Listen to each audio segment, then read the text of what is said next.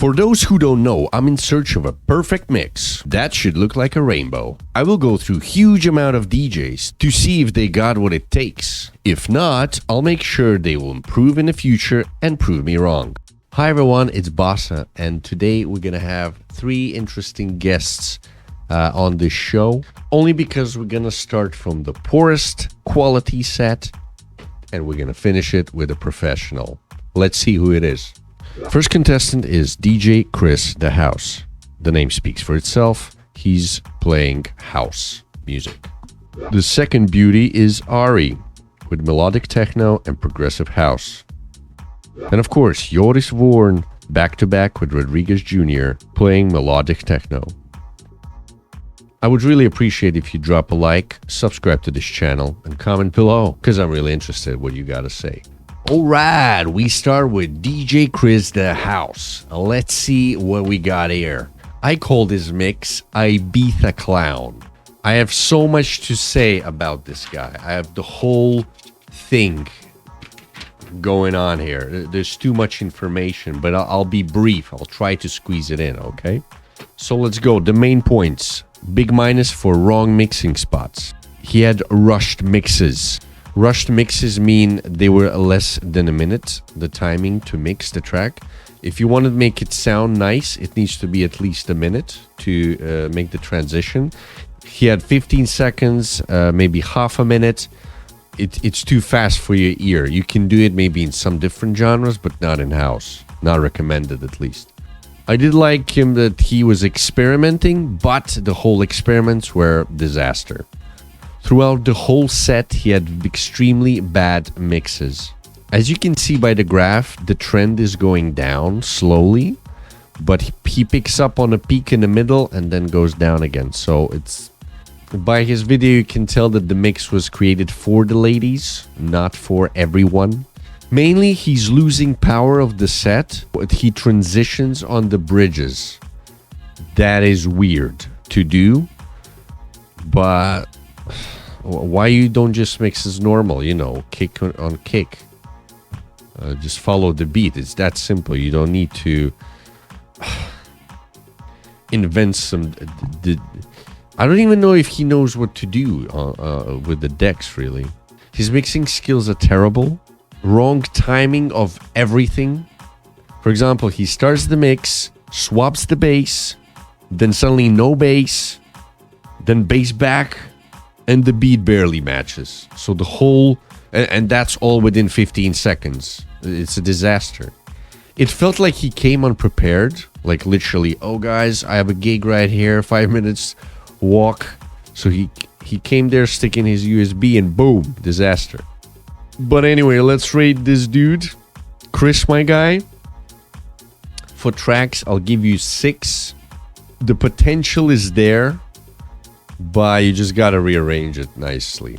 For performance, I'll give you only 5, as you literally collect the tracks in a random sequence. And for mixing skills, I'll give you only 1. A terrible 1. And you don't even deserve it, my guy. So my only advice for you, go and do a DJ course, at least. Or go practice in a garage or anywhere where you can practice a lot and maybe watch some YouTube videos how to do it, because you're a disaster. No offense, I'm just speaking the truth. DJ Chris the House gets in total 4 points. Dude, you gotta improve. So get out there, improve yourself, and let's see if you've done a better job than this one. Next up is ARI. I called her mix Cheeky Links. She had a very powerful track selection, which is awesome. So the graph looks like this, and it actually looks like a cat's face. First track was very powerful, and as girls usually do, they start strong, and the second track dips down. Clean transition on the 9th minute, that was awesome. Yet again on 14th minute, she had a massive boo-boo. Very spoiled transition there. I'll give her a minus for beat matching. as the kicks weren't synchronized good enough. Overall, it's a good set, just needs to be reorganized, few tracks here and there to make it. I think you can make a rainbow shape out of this for sure. Otherwise, when you on some transitions, it kind of loses its power. So with the rearrangement, you can manage to climb up instead, or make it at least flat. On 22nd minute, you can hear the gain increased quite a lot, maybe 15%. And I guess the peak was meant to be on the 27th minute with the awesome track from Javeth and Oryx, Where Did You Go? And often she makes this weird thing. She makes transitions while both tracks are intact with the bass. So don't do that. It never sounds good. You gotta lower one down and then bring the second one up because the sound clashes. That's all it is. So my advice would be work on upward mobility and improve transitions upon mixing. That's all. So for tracks, I'll give her 9. For performance and journey, 8. And mixing skills, 6. I'm sorry. I'm pretty sure you can do better. So the total score is 7.6. I recommend this mix. It's pretty neat. And of course, the professional of today is Joris Voorn, back to back with Rodriguez Jr. I call this mix back to back with Pack. As you can see by the video, he started at 4 a.m., I assume. And it's a 2-hour long set. You can see by the graph, it's very long comparing to the previous contestants. Weird enough, in a couple of spots, he lowered the volume roughly half a minute and a minute just before the punchline kicks in. Maybe he's doing it to create the momentum. I don't know. But I don't really recommend to do that. First half of the mix was quite boring. It was on the same level kind of vibe, very melodic, kind of takes you away somewhere out to space, like nothing special, like no urge to dance or whatsoever. So he started slow, kind of picked up on a 9th minute. On the 18th minute was too much of a long transition. And on 28th, the techno kicked in. It dipped down again after the 33rd minute, which was the first peak, I assume. I guess with the first half, he got the attention of the ladies, because guys will dance no matter what, you know. Rodriguez Jr. jumped in roughly around 50th minute, and what I noticed, the Rodriguez messed up on the 53rd minute. It was nothing major, but on a punchline, he over-exceeded with his effect. That's all it really was. But it's kind of misled the idea where should I begin to pump the beat, right? I'll give to Joris Voorn a plus for soft transitions.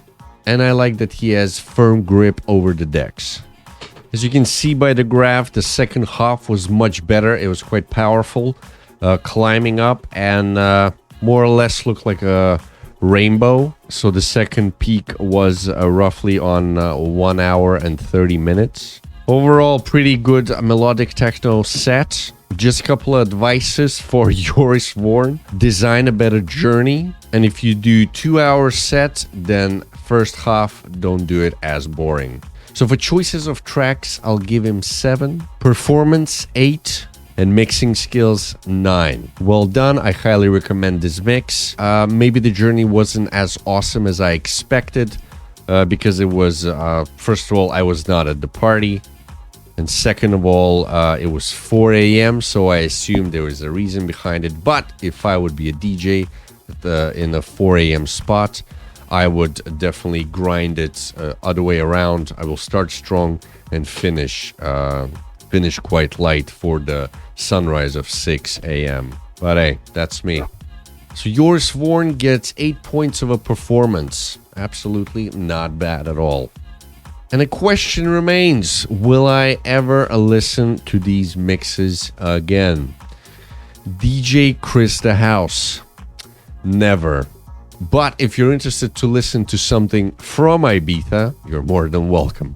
ARI, my girl, yes, I would listen to your mix for sure.